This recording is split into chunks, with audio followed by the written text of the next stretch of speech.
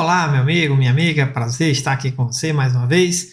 Meu nome é Viscelmo Alencar e aqui nesse canal PJE Calc Plus a gente fala sobre cálculo trabalhista e sobre o sistema PJE Calc.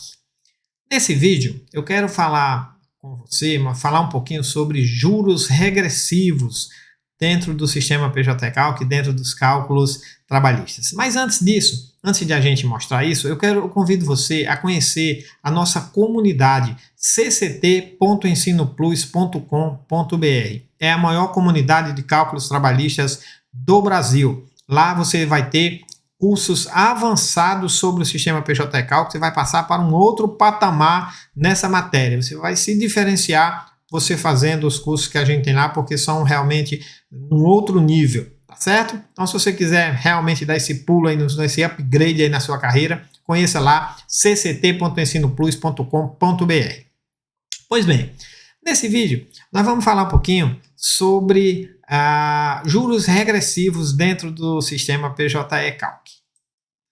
Pois bem, e o que são juros regressivos? Em que situações nós temos juros regressivos? Tá? Nós temos, por exemplo, situações em que, primeiramente, a partir de quando, né, há a cobrança de juros de mora no sistema PJE Calc e no cálculo trabalhista? Em regra, a partir do ajuizamento, ainda que seja a Selic, é a partir do ajuizamento. Então, nós temos a cobrança de Selic a partir do ajuizamento. Vamos dar um exemplo bem prático. Digamos que o ajuizamento tenha sido em janeiro, tá? E você esteja realizando o cálculo em junho.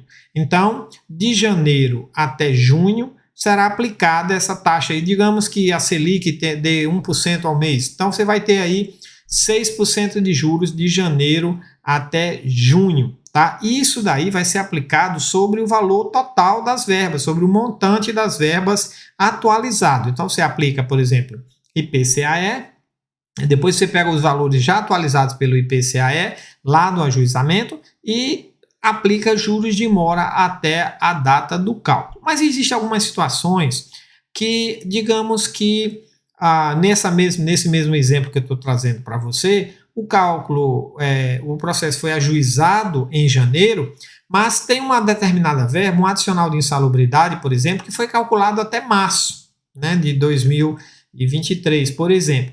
Então, ultrapassou o período do ajuizamento. Isso é possível? Sim, isso é possível, por exemplo, com aqueles empregados que têm estabilidade. Então, como eles são estáveis, eles entram com a reclamação trabalhista sem medo de ser demitido, né, e continuam trabalhando. Então, houve o ajuizamento da reclamação, mas a verba foi deferida, por exemplo, até março, que é quando saiu, por exemplo, a sentença.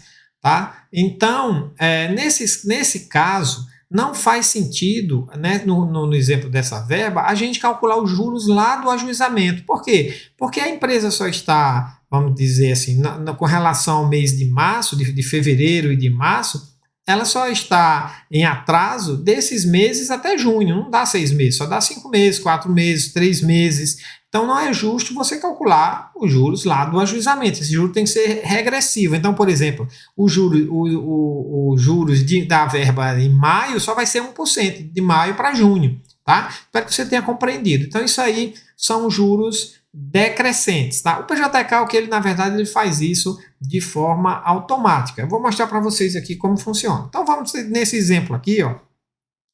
Nós temos aqui o empregado trabalhou aqui até 31 de dezembro de 2022, nesse caso aqui, ajuizou a reclamação em janeiro, mas para que eu possa fazer um cálculo, né, aqui na realidade tem a data de demissão, mas na verdade ele não foi, né, demitido, né, ele continua trabalhando. Mas aí, aqui, vamos colocar aqui nesse campo de baixo aqui, a data de hoje, tá? Uma data bem posterior a essa data de demissão aqui, tá? E aí, eu vou cadastrar aqui, dessa forma aqui, eu vou cadastrar uma verba, por exemplo, um adicional de insalubridade, aqui 20%, mas eu vou alterar a data dessa verba para até 31 de de março de 2023. Vamos ver se o sistema vai aceitar.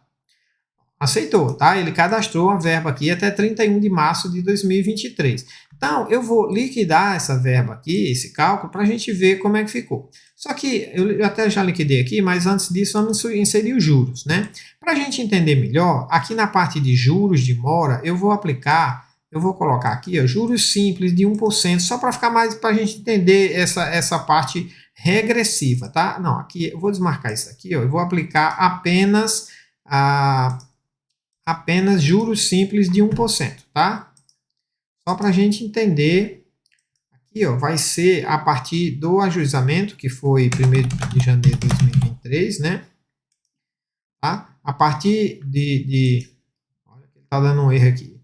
O valor campo a partir de deve ser maior que a data do ajuizamento. Tá. Então vai ser 2/1/2023. Pronto, perfeito. Salvei aqui. Então, vamos ver como é que ficou esse cálculo aqui quando a gente liquidar.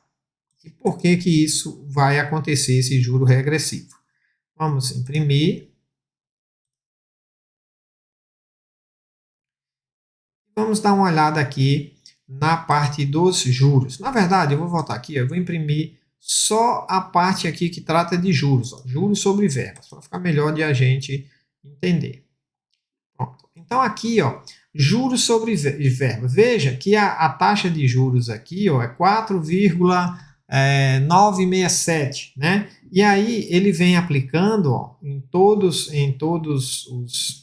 os meses aqui, ó.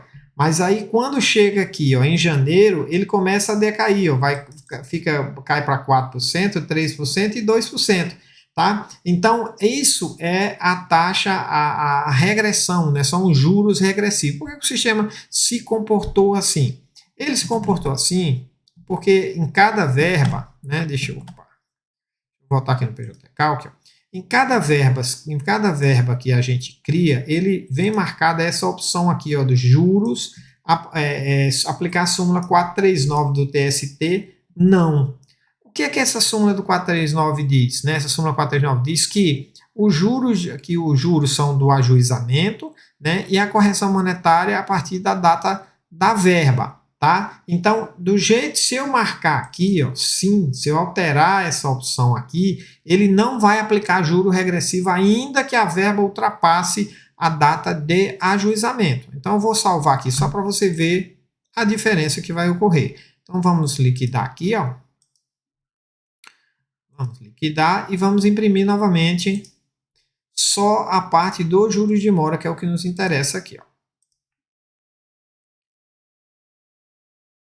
Perfeito. Então, vamos voltando aqui. Note que a taxa de juros foi a mesma. Mesmo na verba aqui que venceu em março de 2023, ele trouxe toda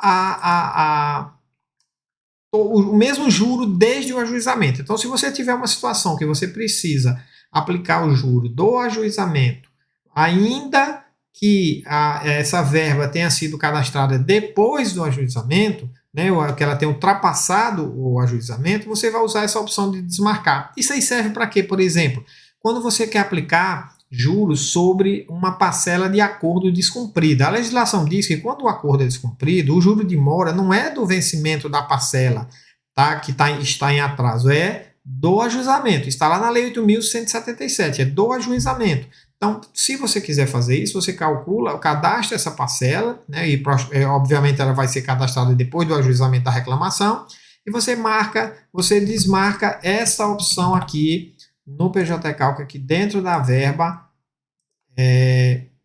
aplicar a súmula 439 do TST, você vai botar sim. Então, se você botar aqui, aplicar a súmula 439 do TST, ele vai calcular a partir do ajuizamento, independente, mesmo que a verba ultrapasse a data de ajuizamento. Ok, meus amigos? Espero que tenha sido útil para você esse vídeo. Um grande abraço. Não esqueça de dar o seu like aí, de se inscrever no canal e de compartilhar para que mais pessoas tenham acesso a esse conteúdo. Um forte abraço. Tchau, tchau.